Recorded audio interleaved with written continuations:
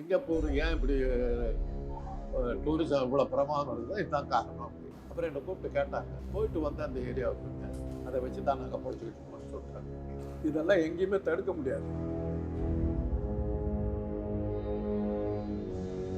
பாம்பேல red light area போனீங்கன்னா red light ஏரியாவோட இன்னொரு கிராண்ட் ரோட என்னமோ ஒரு இடம் பாம்பேல.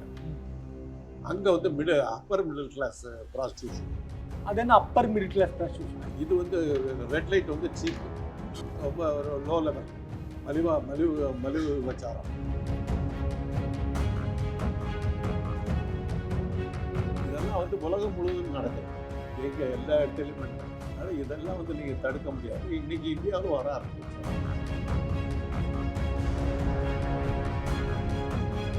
அப்போதான் அந்த எய்ட்ஸ் கண்ட்ரோல் சம்மந்தமான அதிகாரிகள் வந்தபோது என்ன சொன்னாங்கன்னா, சென்னையை பற்றி பாம்பேயில் வந்து ரெட் லைட் ஏரியாவில் தான் ப்ராஸ்டியூஷன், கல்கத்தாவில் சோனாகாட்சியில் தான் இருக்குது, ஹைதராபாத்தில், சென்னையில் தான் ஏன் தெருவுக்கு தெருவு இருக்குது.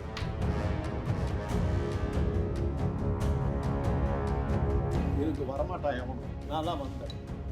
எங்களுக்கு எந்த பாராட்டும் கிடையாது, எங்களை பத்மஸ்ரீ கொடுக்க மாட்டாங்க, எதுவும் கொடுக்க மாட்டாங்க. ஆனால் நாங்கள் இல்லைன்னா கற்போடு இருக்கிற எங்களை பற்றி பெட்டர் தான் அழகாக சொன்னாங்க. என்னன்னு விலை மாத்திரம் இல்லைன்னா குடும்ப பெண்கள் கற்போடு இருக்க முடியாது. இந்த செக்ஸுவரி வந்த போது இப்போ விலை மாதம் இருந்து அவன் செக்ஸுவரி தீர்த்தான். அப்படி இல்லைன்னா அவன் குடும்ப பெண்ணை கற்பழிப்பான்.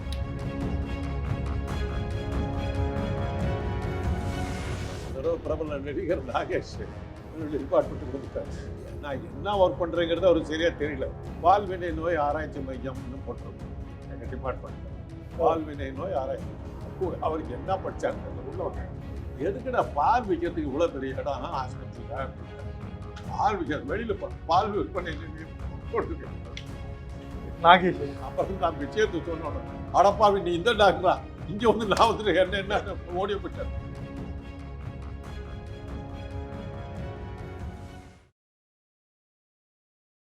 தமிழ்நாட்டுல எல்லாமே சேஞ்ச் ஆயிடுச்சு. உங்க நகையையும் சேஞ்ச் பண்ணுங்க. உங்க பழைய நகைக்கு கிராமுக்கு 150 ரூபாய் கூடுதலா வாங்கி புது நகை எடுத்துக்கோங்க. அதே கம்மி சேதாரம் தான் உங்க லலிதால மட்டும்தான். ஆச்சி மசாலா, எந்த சமையலும் ருசி தேடும் ரகசியம் 20 ரூபாய். உலக தமிழர்களுக்கு வணக்கம். இது கிங் டிவி. இன்றைய நிகழ்வில் நம்மோடு மருத்துவர் காங்கராஜ் அவர்கள் இணைகிறார்கள். ஐயா வணக்கம். ஐயா இன்னைக்கு டெல்லியில ஒரு பெண் ஒரு போஸ்ட் போட்டாங்க. என்ன வந்து அந்த பெண் சொல்றாங்க, என்ன வந்து வாடகைக்கு கூப்பிட்டு போகலாம் அப்படின்றாங்க. எங்க வேணாலும் கூப்பிட்டு போகலாம் வாடகைக்கு அப்படின்னு. டீ சாப்பிட கூப்பிட்டு போனீங்கன்னா 4000 ரூபாய், பைக்கில் கூப்பிட்டு போனால் ஒரு 10,000 ரூபாய், ஒரு நாள் முழுக்க என் கூட இருக்கணும்னா 20,000 ரூபான்னு ட்ரெண்ட் ஆகிட்டே இருக்கு அந்த பெண்ணுடைய அந்த ஷார்ட்ஸ், அந்த பெண் சம்பந்தமான அந்த ஃபோட்டோஸ் தான். இப்படியெல்லாம் வந்து வளர்ச்சி அடைஞ்சிருக்க இந்த நாகரிகத்தை பார்க்கும்போது உங்களுக்கு என்ன தோன்றுகிறது?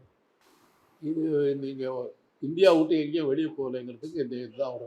ஆமாம், உண்மையாக போகலையா? தமிழ்நாட்டை விட்டே தாண்டல. போயிருந்தீங்கன்னா தெரியும். இருக்குங்களா? மணி நடக்கல. நான் ஜாம்பியா நாட்டுக்கு போயிருந்தேன். ஜாம்பியா? ஆப்பிரிக்காவிலையா? அது அந்த ஊர் பேர் லிமாவோ என்னமோ பேர். அந்த சரி.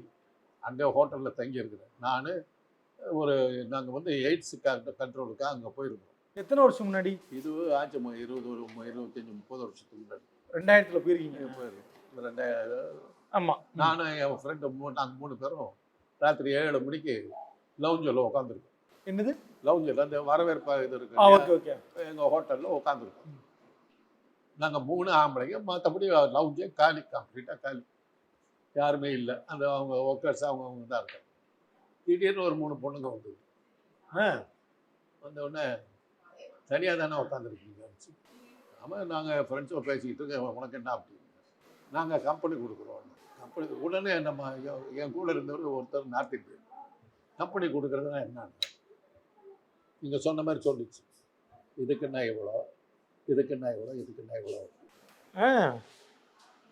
இது ஆப்பிரிக்காவில். இது ஆப்பிரிக்காவில். நீங்கள் போனது HIV கட்டுப்படுத்த. நான் சொன்னேன், இதை தடுக்கிறதுக்கு தான் நான் இங்கே வந்தேன். நாங்கள் 3 பேர் அதுக்கான ஆஃபீஸர். இப்படி நடக்குது. அப்புறம் மறுநாள் வந்து சம்மந்தமெல்லாம் சொல்கிறேன். மறுநாள் வந்து ஹெல்த் மினிஸ்டர், அந்த நாட்டினுடைய ஹெல்த் மினிஸ்டர் எங்களுக்கு டின்னர் கொடுக்குறாரு. பேச்சுக்கிட்டு இருக்கிறாரு. என்ன பண்ணுறாங்க? முதல்ல ஹோட்டலில் பட்ட சாயந்தரத்தில் ஓப்பனர் அதை நிறுத்தியாங்க. அது மாதிரி நிறைய போச்சு. அதுக்கு முன்னாடி சிங்கப்பூரில் நான் தன்னந்தனியாக உட்காந்துருக்கேன். என் ஃப்ரெண்டு வர்றேன்னார். ஆ. அவர் வர்றேன்னதுக்கு அவருக்காக வெயிட் பண்ணிட்டு உட்காந்து எங்க ஹோட்டல்லையா? ஹோட்டல் சாங்கிரிலா, சரி. சிங்கப்பூருடைய மிகப்பெரிய ஹோட்டல். ம். அதில் அந்த லவுஞ்சில் உட்காந்துருக்கேன். 2 பொண்ணுங்க வந்தாங்க. ரொம்ப நேரமாக தனியாக இருக்கீங்களா, பேஜாராக இல்லையா? சரி என்ன பண்ண போகிறேன், எனக்கு காஃபி குடிக்கிறது இது மாத்திரம் இவ்வளோ அதே மாதிரி காஃபி குடிக்கிறதுக்கு ஒரு அமௌண்ட் இது அதே மாதிரி எல்லாம் இது பண்ணி நானும் அப்போவும் நான் போயிருந்தேன், எய்ட்ஸ்க்காக தான் போயிருக்கேன் சிங்கப்பூரில். அப்போ அந்த பொண்ணு என்ன சொல்லிச்சு, என்னோட வந்து என்ன எங்கள் ஏரியாவை காட்டுற மாதிரியா அப்படின்ச்சு. இப்போ என்னால் வர முடியாது, என் ஃப்ரெண்டு வர்றாரு, நாளைக்கு நான் வர்றேன், என் டைமை சொல்லுன்னா டைமை சொல்லிச்சு. அங்கே போனால் ஒரு பெரிய பில்டிங்கு, அந்த பில்டிங்குள்ளார ரூம்ஸ் இருக்குது. ரூம்ஸ்குள்ளார போனால் இந்த ரயில்வே கம்பார்ட்மெண்ட்டில் போனாக்கா 3 பெர்த் இருக்கும் இல்லை? ஆமாம். செகண்ட் ஃபர்ஸ்ட் மேலே ஸ்லீப்பர் பெர்த், தேர்டு இது ஆர்டினரி கம்பார்ட்மெண்ட். அது மாதிரி 3 டயர் இருக்குது. 3லேயும் பெட்ஸு. நான் அது வந்து அந்த ஒரு கான்ஃபரன்ஸில் தான் பேசணும்னு சொன்னேன். சிங்கப்பூர் ஏன் இப்படி டூரிசம் இவ்வளோ பிரமாதம் இருக்குதோ இதுதான் காரணம் அப்படின்னு. அப்புறம் என்னை கூப்பிட்டு கேட்டாங்க, போயிட்டு வந்து அந்த ஏரியாவுக்கு அதை வச்சு தான் நாங்கள் பொழைச்சிக்கிட்டு போகிறோம்னு சொல்லிட்டாங்க. இதெல்லாம் எங்கேயுமே தடுக்க முடியாது. இப்போ தான் இந்தியாவுக்கு வந்துருக்குதுன்னு அர்த்தம். இது உலகம் முழுவதும் நடக்குது, உலகம் முழுவதும். இது இன்னொரு இடத்தையும் சொல்கிறேன். தென் அமெரிக்காவில் பெருங்கிற நாட்டுக்கு போயிருந்து அந்த கேபிட்டல் அதனால் அங்கே இருக்கிற ஹோட்டலில் எனக்கு இதே அனுபவம். பெருவில் கூட இன்னொருத்தர் ராஜமாணிக்கன்ற இங்கே தான் இருக்காரு. அவரை நடந்து உட்காந்துருந்தோம். ஏர்போர்ட்லேயே எங்களுக்கு ஆள் கிடைச்சி. அதான் இதெல்லாம் வந்து நீங்கள் ஒன்றும் பண்ண முடியாது. அப்ரோச் பண்ணுறாங்க வந்து அதெல்லாம் அங்கே இப்போ இல்லீகலா அது பாம்பேல ரெட் லைட் ஏரியா போனீங்கன்னா, ரெட் லைட் ஏரியாவோட இன்னொரு கிராண்ட் ரோட என்னமோ ஒரு இடம் இருக்கு பாம்பேல. அங்கே வந்து அப்பர் மிடில் கிளாஸ் ப்ராஸ்டியூஷன். அது என்ன அப்பர் மிடில் கிளாஸ் ப்ராஸ்டியூஷன்? இது வந்து ரெட் லைட் வந்து சீப்பு, ரொம்ப ஒரு லோ லெவல் மலிவு விபச்சாரம். 1000-500. இது வந்து கொஞ்சம் ஸ்டாண்டர்ட் தரமான பொருளாக இருக்கும். நாங்கள் 2 பேரும் உட்காந்து சாப்பிட்டுருக்கோம். சுந்தரன் என் ஃப்ரெண்டு 2 பேர் சாப்பிட்டுட்டு இருக்கோம். மத்தியானம் 1 மணி. எதிர் ஹோட்டல் முடியுது, ஹோட்டலுக்கு எதிரில் ரோடு, அந்த ரோடுக்கு ஆப்போசிட்டில் வீடுங்க. அந்த வீட்டிலேருந்து ஒரு பொண்ணு எங்களை பார்த்துச்சு. 10 நிமிஷம் கழித்து எங்ககிட்ட வந்து உட்காந்து, வீட்டில் யாரும் இல்லை, தனியாக தான் இருக்காங்க, என்ன சொல்கிறீங்க? இது மாதிரிலாம் சொன்னாக்கா வரும் எனக்கு காமாந்தக்கார காம வெறி பிடித்த கபோதி அயோக்கியரை அஸ்கர் பொறுக்கி நாய் யார் இந்த உத்தம புத்தரன் கிடைக்காம வரட்டு போய் கிடைக்கிறீங்களா? எனக்கு அப்படி கிடைச்சா ஆளாக வந்தான் போ. இதெல்லாம் வந்து உலகம் முழுவதும் நடக்குது, எங்கே எல்லா இடத்துலையுமே நடக்குது. அதனால் இதெல்லாம் வந்து நீங்கள் தடுக்க முடியாது. இன்னைக்கு இந்தியாவில் வர ஆரம்பிச்சு. அப்படிதான் பார்க்கணும் இல்லையா? இது ஒரு கலாச்சார சீரழிவு. இது அந்த பொண்ணு தைரியமாக வந்துருக்கு. இது ஏற்கனவே ரெட் லைட் ஏரியா இருக்குதுங்க. இதில் கல்கத்தாவில் சோனா காட்சி இருக்குது. ஹைதராபாத்தில் வந்து சார்மினார் ஏரியா. அப்போ தான் அந்த எய்ட்ஸ் கண்ட்ரோல் சம்மந்தமான அதிகாரிகள் வந்தபோது அவங்க என்ன சொன்னாங்கன்னா, சென்னையை பற்றி, பாம்பேயில் வந்து ரெட் லைட் ஏரியாவில் தான் ப்ராஸ்டியூஷன் இருக்கும், கல்கத்தாவில் சோனா காட்சியில் தான் இருக்கும், ஹைதராபாத்தில் சென்னையில் தான் தெருவுக்கு தெருவு இருக்குது. சென்னையிலையா? இதெல்லாம் நாங்கள் கொடுத்துருக்கோம், ரிப்போர்ட் கொடுத்துருக்கோம் கவர்மெண்ட். ஒவ்வொரு தெருவுலையும் ஒரு எண்டில் ஒரு வீடு இருக்கும். அது மிகப்பெரிய வசதியானவர்கள் வசிக்கிற இடங்கள். என்னென்ன ஃபெசிலிட்டிஸ் இருக்கும் தெரியுமில்ல உள்ள? நான் போனதில்லை, தெரியாது. அந்த இந்த துறையில் இருக்கிற டாக்டருங்கிறதுனால எனக்கு அதெல்லாம் தெரியும். என்னென்ன இருக்கும் உள்ள? ப்ளூ ஃபில் பார்க்கலாம், லிக்கர் இருக்கும், நீங்கள் தண்ணி அடிச்சுக்கிட்டே ப்ளூ ஃபில் பார்த்துக்கிட்டே சிக்ஸ் வச்சுக்கலாம். சென்னையில் எல்லாம் இருக்கு. டெலிஃபோன் மூலமாக நீங்கள் ஃபிக்ஸ் பண்ணலாம். சில பேர் வந்து நல்ல டீசெண்டான வேலையில் இருப்பவங்க, அவங்களுக்கு டைமிங் என்ன தெரியுமில்ல? என்ன டைமு? காலையில் 11 மணிக்கு வருவாங்க, 3:30 மணிக்கு கொண்டு வந்து அவங்கள ஆஃபீஸில் விட்டுருவாங்க. எதனால் அப்படி? அவங்க வேலைக்கு போனதாக கணக்கு. தலைவிதியா இதெல்லாம்? தமிழ்நாட்டில், சென்னையில் தப்பு இல்லையா அதெல்லாம்? என்ன அக்கிரமம் இல்லையா? நீங்கள் கடற்கரையில் போய் உட்காருங்க, தனியாக உட்காந்துருக்கு என்ன ஆகுதுன்னு கேட்பாரு. ஓ ஏன்னா இந்த துறையை சேர்ந்த டாக்டர்கள் முறையில் எங்களுக்கு இதெல்லாம் தெரியும். இவ்வளவு தகவல். ஏன்னா அதுங்கெல்லாம் எங்ககிட்ட பேஷண்ட்டாக வந்து நிற்கிங்க. பேஷண்டாவா? ஆமாம். ஏன்? அப்போ மாட்டிக்க ஏதாவது டிசீஸில் மாட்டிக்க எங்ககிட்ட தான் வந்தாங்க. அதனால தான் எங்களுக்கு அவங்களை எல்லாம் தெரியும்.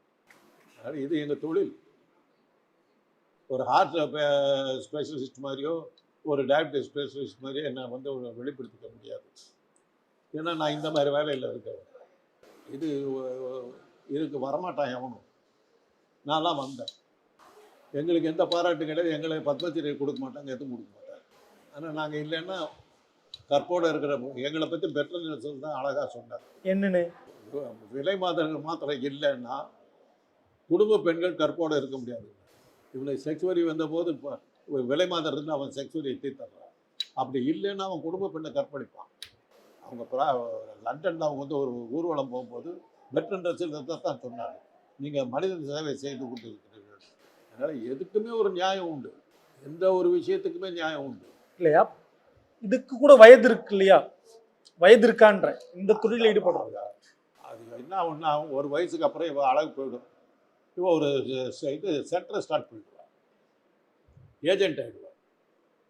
அப்படி தொடரும்.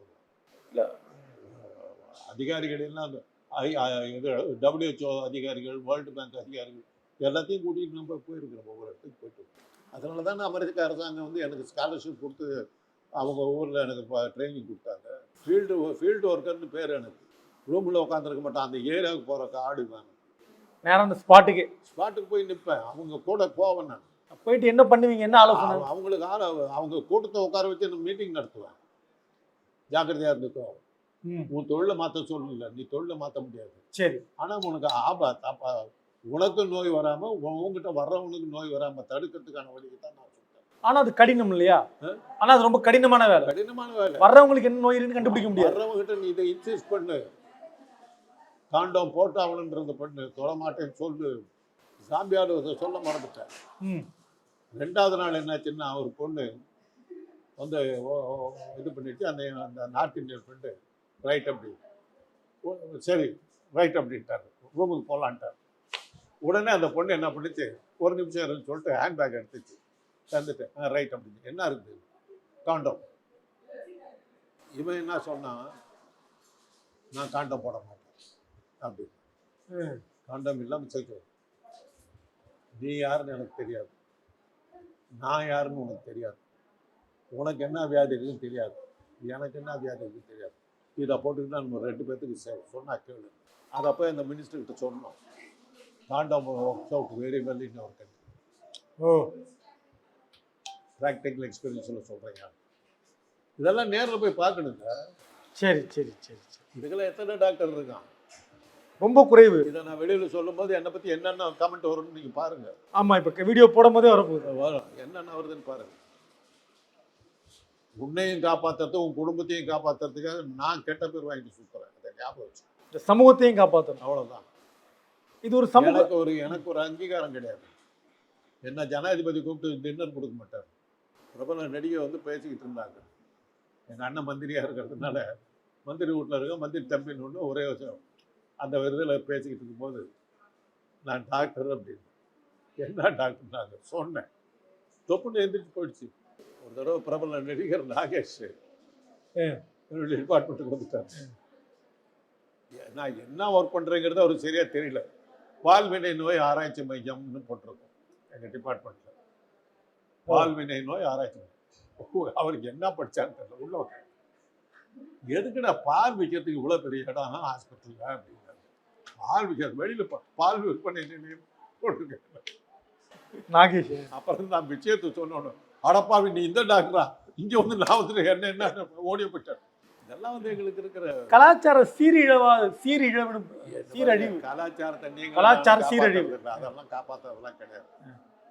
கோயில்கள் இல்லாத சிலைகளா, உங்கள் ராமாயணத்தில் மகாபாரதத்தில் இல்லாத ஆபாசமா? வேண்டாம் வேண்டாம். அப்புறம் எதில் இல்லை ஆபாசம்?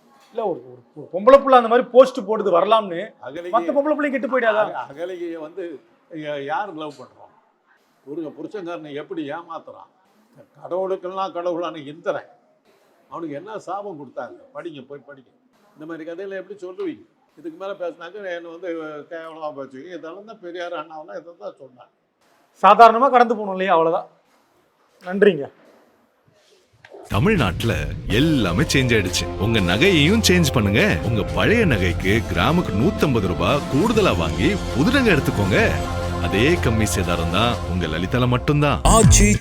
எந்த சமையலும் ருசி தேடும் ரகசியம் 20 ரூபாய்.